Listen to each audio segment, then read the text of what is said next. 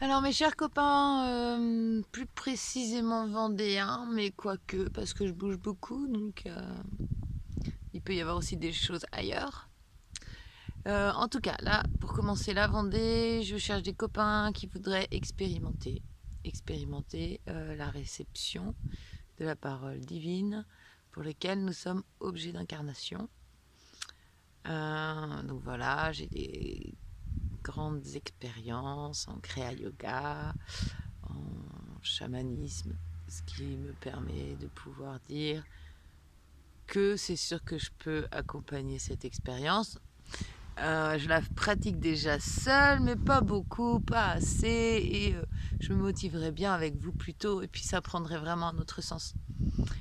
Et par exemple, j'ai accès au grand orgue de la cathédrale de Luçon, et je voudrais qu'ensemble on ressente qu'est-ce qui se passe quand je joue en do, en ré, en mi, majeur, mineur, plein de choses qu'on expérimente dans le corps.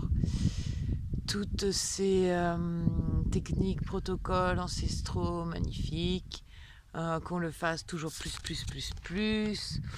beaucoup plus technique, beaucoup plus abouti, beaucoup plus ressenti, beaucoup plus intuitif, enfin voilà, qu'on rende très effectif nos nouvelles capacités. Voilà.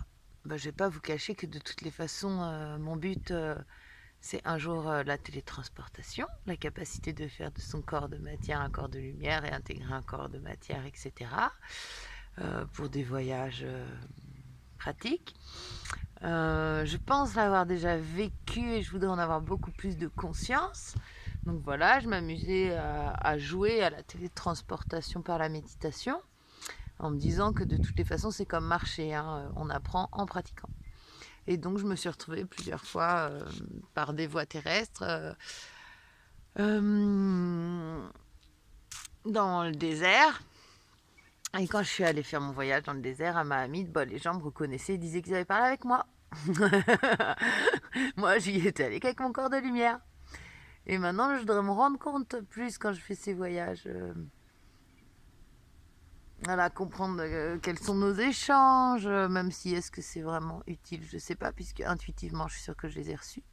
Quand je suis allée là-bas, j'ai reconnu tout. J'ai reconnu la chaleur, j'ai reconnu le vent, j'ai reconnu le sable sur mon corps, j'ai reconnu voilà, plein de choses.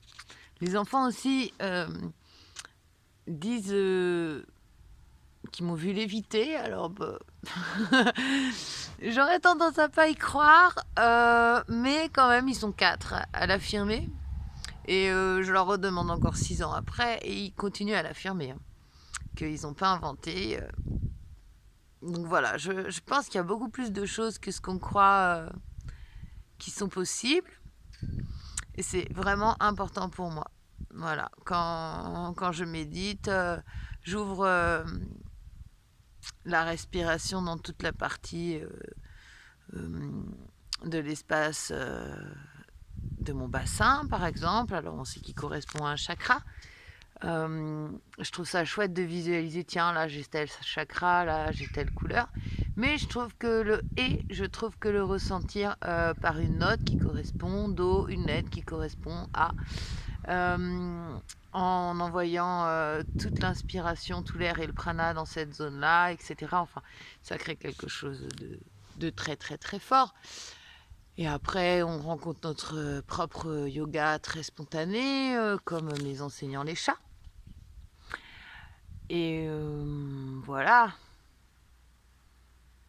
beaucoup plus actionné encore tout ce qui est yoga des yeux, puisqu'à chaque fois qu'on bouge les yeux, l'épiphyse est mis en action, donc une glande qui est juste derrière les yeux, et celle-ci, du coup, par effet de massage, enfin d'enchaînement, du coup, masse et active cette fameuse glande pinéale, qui n'est activée que de cette manière-là, qui en fait n'a pas ses propres mouvements.